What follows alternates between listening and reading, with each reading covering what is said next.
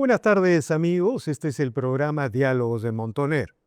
Bueno, una especie de conclusión a la que se ha llegado luego de esta terrible semana en la que ha quedado en evidencia un verdadero desmadre electoral en el Perú, pero una acumulación de irregularidades y deficiencias que tienen que ver con el desenlace electoral en la medida en que el señor López Aliaga y el señor Roberto Sánchez están peleando voto a voto su ingreso a la segunda vuelta.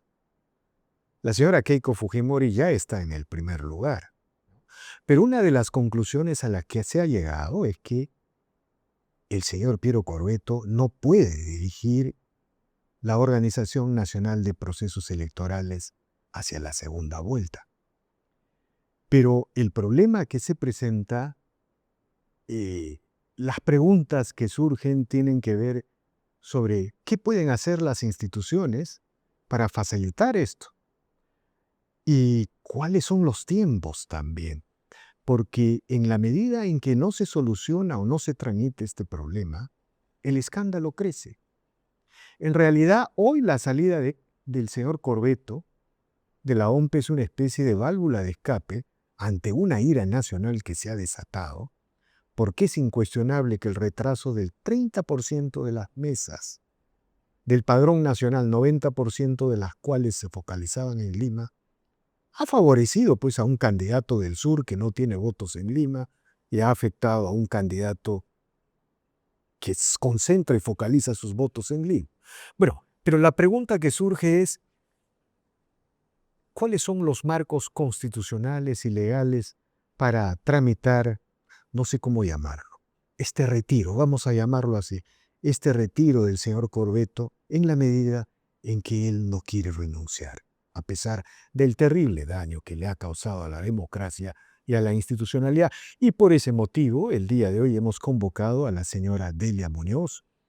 Ella es profesora universitaria, ha sido exministra de Justicia y tiene una larga carrera en las instituciones del Estado vinculada a la Defensoría del Pueblo, a la Procuraduría, y es docente universitaria e investigadora en diversas universidades. Bueno, ella ha tenido la gentileza de aceptar esta conversación y le decimos buenas tardes, señora Muñoz, gracias por el diálogo. Hola, Víctor Andrés, muchísimas gracias por haberme convocado. Es un gusto poder conversar de este tipo de temas que nos permiten abordar los asuntos, no solamente desde el punto de vista jurídico, sino de lo que implica a nivel de legitimidad y la generación o no de conflictos sociales. Por ejemplo, ¿es posible hoy, como están las cosas, imaginar una segunda vuelta entre Keiko Fujimori, cualquiera sea de los candidatos que pase a la segunda vuelta, con el señor Piero Corvetto al frente de la OMP, cree usted? No, pero antes de desarrollar las otras preguntas que tú seguramente me vas a querer plantear, hay que tener presente quién es Piero Corvetto. O sea, el señor Piero Corvetto es un profesional altamente capacitado en materia electoral. Es una persona que trabaja en el sistema electoral hace 2 décadas. Ha tenido diferentes cargos como sugerencias, asesorías, hasta que finalmente llega a jefe de la OMP, cargo que desempeña y en el cual es reelegido.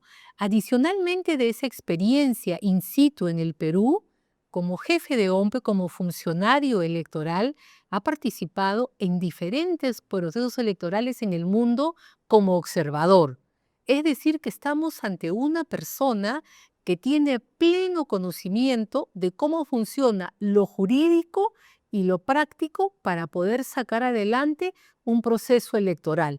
Esto es importante tenerlo claro, No, pero por Víctor, supuesto. porque no estamos hablando que tú y yo somos de repente convocados para sacar adelante una actividad de esta naturaleza, ¿no? Entonces, estamos viendo que es un perfil profesional muy pulido, muy trabajado. En este contexto, Permítame, lo que usted acaba de describir y subrayar, desde mi punto de vista, agrava su por responsabilidad. supuesto, por eso es que yo te digo de que para mí, pongo por delante eso porque para mí, cuando menos la negligencia y los errores que hemos visto son inexcusables.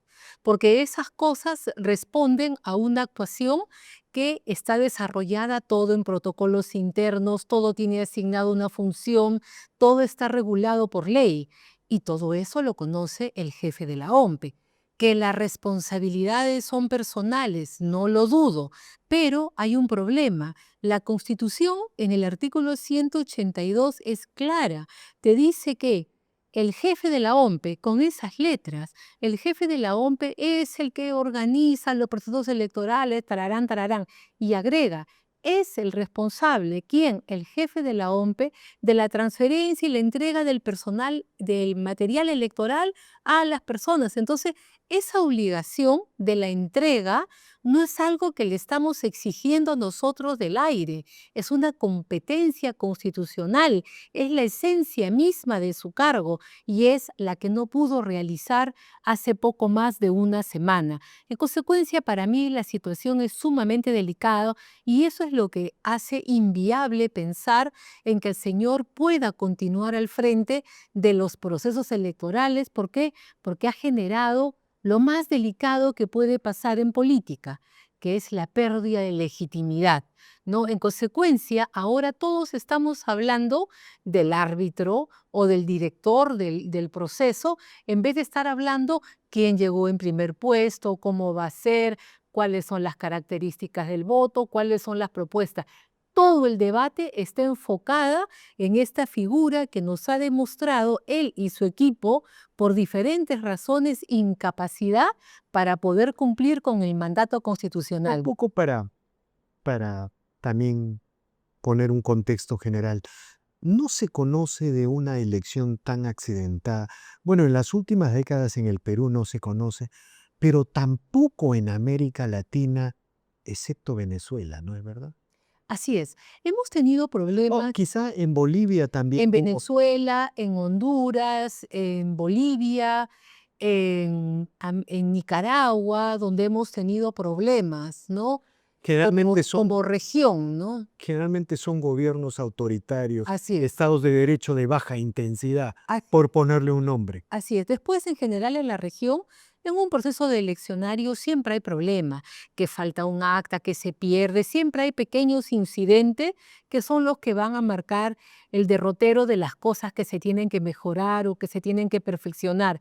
Por eso que son importantes las observaciones electorales, porque ahí todos ven en vivo cómo es que funciona un sistema, dónde se atraca y cuáles son las cosas que se deben evitar. Ahora, lo más grave, no sé cómo llamarlo, acumulación de ineficiencias e irregularidades, desmadre electoral, desorganización electoral, no sé. No, estamos en el terreno todavía del derecho administrativo, ¿no?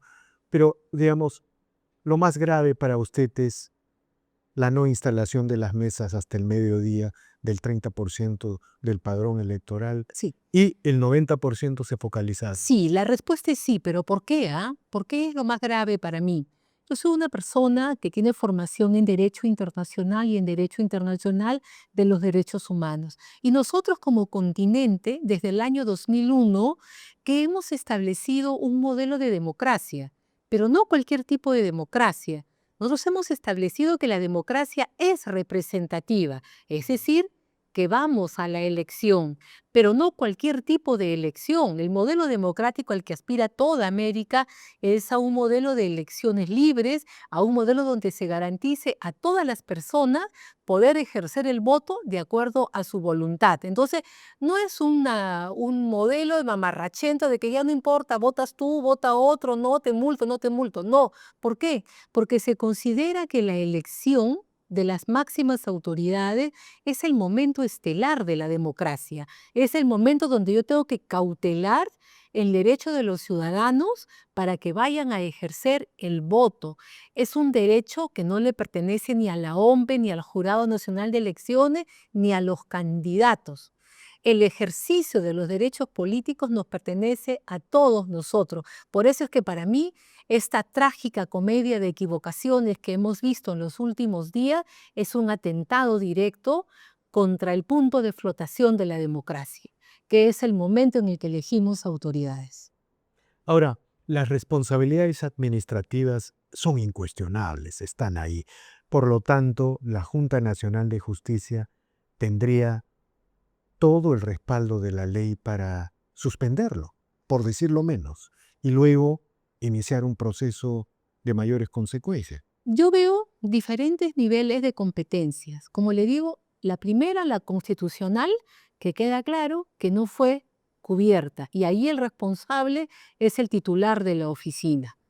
¿Por qué? Porque lo dice el 182 de la Constitución. Luego tenemos la Ley Orgánica de Elecciones, tenemos los protocolos de OMPE que establecen en qué momento se tiene que tener listo el material electoral, en qué momento se deposita, cómo lo custodia la Fuerza Armada en cada local de votación.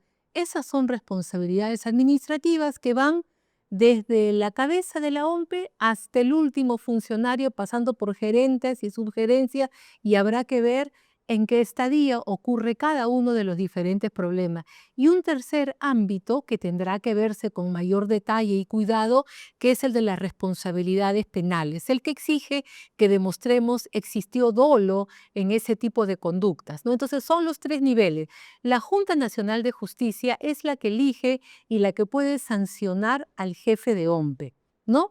Entonces, tiene una serie está tasada cuáles son las razones por las cuales puede ser sancionado. Para mí, la situación en la que nos encontramos habilita perfectamente a iniciar un proceso. Yo no soy muy partícipe de iniciar ese proceso, aunque parece ser va a ser necesario, porque como la Junta está tan politizada, está tan cuestionada por un sector de la población, puede enturbiar este proceso de juzgamiento de la conducta del señor Corvetto. Para mí, lo que cabe es que él dé un paso al No lo va a costado. hacer. Entonces, a mí me dicen, no, el cargo es irrenunciable. Un momentito, el cargo es irrenunciable por un mandato legal, ¿no? Él está en incumplimiento de funciones de carácter constitucionales. Cuando uno lee el 182 de la Constitución, te queda claro, no hay nada que decir y además ya lo admitió ante el Congreso. Y si no lo quiere hacer, entonces tendrá que entrar la Junta a interponer sus buenas competencias para ver qué hace con el señor. El señor Corvetto no va a renunciar, y el otro asunto es que es difícil imaginar una segunda vuelta con él al No, frente de la ONU. es inviable. Yo pienso que he escuchado a los más diferentes líderes de los partidos políticos y todos consideran de que él no puede estar como árbitro, como gestor, como protagonista de la segunda vuelta electoral presidencial, ¿no? Porque ya las otras 4 elecciones están en curso. En consecuencia, él tiene que comprender que si tanto quiere a la institución, tiene que dar un paso al costado. Ya, si no quiere renunciar, pida licencia, pues haga algo de su parte, porque lo que se está generando es una animadversión muy fuerte contra él y eso hace un efecto de rebote en la institución.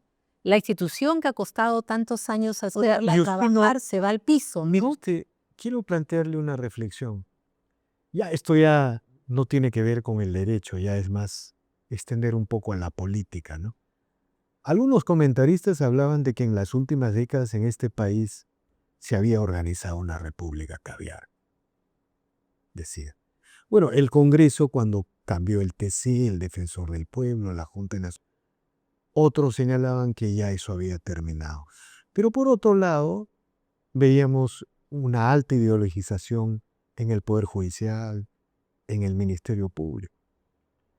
Y no es extraño que esto pase en el sistema electoral, en la OMPE. O sea, es una interpretación para darle un contexto a los hechos. Si sale el señor Corvetto, ¿quién asume o quién debería asumir las funciones de jefe de la OMPE?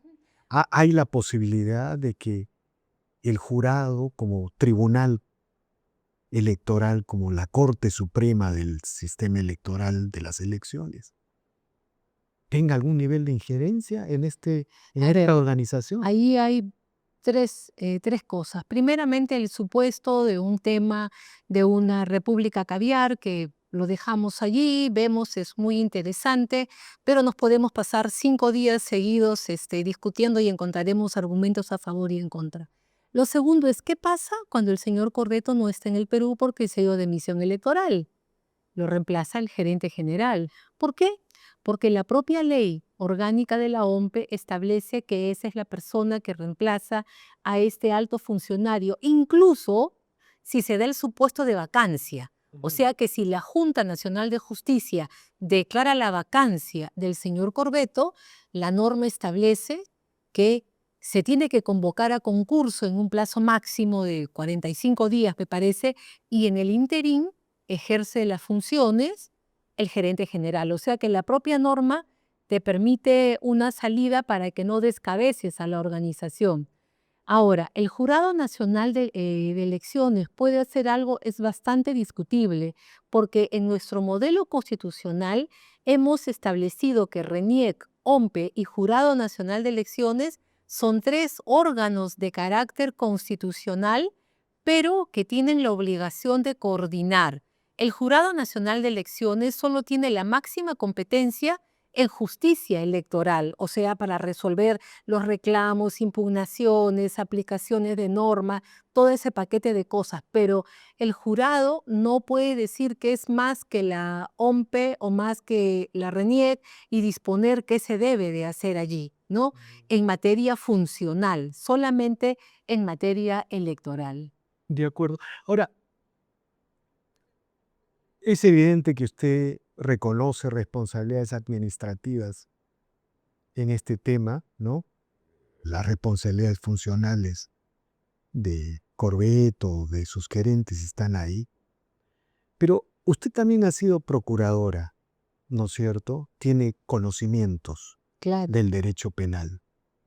Si usted suma las irregularidades y las deficiencias, o primero deficiencias y luego irregularidades que se han acumulado en este proceso electoral y que han dañado de extrema gravedad a la democracia peruana, porque la democracia peruana ya venía en cuidados intensivos, la fragmentación política, ¿no es cierto?, la crisis de representación, todo, pero encima de eso, bueno, la censura del presidente Geri, que ha creado un enorme vacío de poder, pero en todo eso, un sistema electoral que es como si hiciera detonar una bomba atómica en medio de esta crisis. Mi pregunta es la siguiente: ¿podemos hablar de dolo, de responsabilidad penal? El propio jurado lo ha acusado penalmente al señor Corbeto. Mire, hay delitos que exigen la presencia del dolo para poder estar incurso dentro de este tipo de situaciones. Hay otros delitos, sobre todo los que están referidos a la función pública, que basta con que no se dé el hecho o que usted incumpla para que se le considere comprendido dentro de esto, ¿no? La famosa omisión. Así es, la famosa omisión. Y otra cosa, el funcionario público tiene una obligación que se llama el deber garante, ¿no? El señor Corbeto, en base a la competencia constitucional del traslado de material, de hacer de que eso, tiene el deber garante de hacer de que todo funcione. No se dan las cosas y puede caer muy rápido dentro de este tipo de delito. Por ejemplo, la Ley General de Elecciones establece que el material electoral tiene que ser entregado y tiene que quedarse en el local de votación el día viernes por la noche. No se dio. Es una prescripción. No, es como yo no puedo usar la caja de la municipalidad para mis gastos personales. Lo hago porque tengo a mi hijo enfermo. No importa, no puedes usar eso. Entonces hay prescripciones de carácter legal que se van a aplicar de todas maneras. La situación es bastante delicada porque acá lo que La hemos situación tenido para el señor para Corbeto el señor y para la democracia peruana. y para la democracia mucho más fuerte todavía, porque recuerde usted de que aquí lo que se ha producido es una serie de hechos generados por la OMPE que han impedido que un número indeterminado de personas no puede ejercer el derecho al sufragio. Y ese derecho de ejercer el voto es uno de carácter fundamental. Está reconocido en la Convención Americana en el artículo 23 y en nuestra Constitución en el artículo 2. Y además, ese derecho de elegir el tema de los derechos políticos es lo que se llama núcleo duro. Es uno de los derechos más fuertes, junto con libertad de expresión, junto con propiedad, junto con nacionalidad, porque son aquellos derechos que te van a permitir abrir otro tipo de puertas o actuar en un determinado momento estelar. Y el de los derechos políticos es absolutamente relevante para el modelo de democracia que, te digo, nosotros hemos establecido. Entonces aquí leía que en unos estudios se habla de 400 a 500.000 personas afectadas, otros hablan de 1.000.000, de 1.500.000, Promedio, pero el delito ocurre hasta con una persona. Si yo el día de la votación te digo, Víctor, vamos a grabar, y yo te echo llave y no te dejo salir y no te permito votar, estoy incurriendo en un tipo de delito de afectación al derecho al sufragio. sí, O pues. sea, no necesitas No, miles, pero basta con ya, que te ya está vean. confirmado el promedio de ausentismo desde las elecciones del 2001, sin contar la pandemia, es más o menos 15.5, 6%. En la pandemia fue Claro, 30% pero y ahora creo que vamos por 20, ¿no? 23, Ujú. hasta el 92% de actas computadas, pero el promedio sin contar la pandemia era 15. O sea, se ha disparado 8%. No, O sea, el 50% más o menos ha aumentado. sí. Y además, curiosamente, en este proceso electoral hemos tenido un fenómeno de lo más bonito. La última semana todo el mundo hablaba de las elecciones, a donde tú ibas, a la casera, al taxista, en todas partes, ¿no? Todo el mundo te hablaba de las elecciones, todo el mundo te hablaba cómo votar, de la cédula de votación, de cómo escoger el número, no, mejor que sea. O sea, yo nunca he visto en toda mi vida una, una situación como esa, tan efervescente por el tema de ir a votar, ¿no? Y tú veías, ¿no?, de que ese día a mí me tocó votar en la Universidad de Lima. Ujú. Y era increíble, las mesas estaban listas para comenzar a funcionar. Yo recuerdo en otras oportunidades que estaba lista la mesa instalada, no se podía instalar la mesa, perdón, porque nadie quería quedarse de miembro de mesa. En cambio, esta oportunidad no, Pero no había y material. no había material, ¿no? Entonces ha sido realmente una afectación severa. Para mí, como te digo, así como a ti te gusta la filosofía, las bases filosóficas de todo, cuando tú entras acá al tema de los derechos y ves lo que es democracia, lo que es el momento estelar de una sociedad, esto ha sido un ataque al corazón mismo de la democracia. Y así estemos hablando de 1, de 5, de 10, no más de 100 personas, eso es lo que se ha generado con esta inconducta de la OMPE y su jefe. De acuerdo, doctora Muñoz, muy agradecido por estas declaraciones. Desde mi punto de vista, lo que ha pasado es parte de las grandes reflexiones ideológicas, ¿no? En general, la ideología progresista, la ideología neomarxista, comparten muchos criterios del leninismo clásico. Y, digamos, las formas son diferentes, pero cuando hay un instrumento de poder que puede cambiar el curso del control del poder, ellos lo ejercen, cualquiera sea el mecanismo, cualquiera sea la institución. Por eso es importante los temas ideológicos. Ojalá la derecha peruana entienda que pelear contra el progresismo requiere otra actitud, ¿no? Justo estábamos discutiendo aquí cómo enfrentar la segunda vuelta. Bueno, hay que traer el software de Corina Machado. Mire lo que a lo que llegamos a comentar. Hay que traer el software de Corina Machado para preservar la votación de la segunda vuelta. En épocas de altísimo uso de la tecnología, es bastante fácil poder hacerlo, ¿no? En el Perú, casi todos tienen un celular de alta gama como el suyo, con el cual es posible transmitir información en tiempo real y con programas muy simples de inteligencia artificial, con un software muy simple, es posible ir monitoreando en tiempo real lo que está ocurriendo. De acuerdo. Muchas A gracias, usted. doctora Muñoz. Seguiremos conversando más adelante sobre estos temas tan interesantes. Le agradezco. Bien amigos, esta ha sido una nueva edición de Diálogos del Montonero. No olvide, suscríbase al canal, deje su comentario. Así este proyecto avanza y se consolida. Gracias.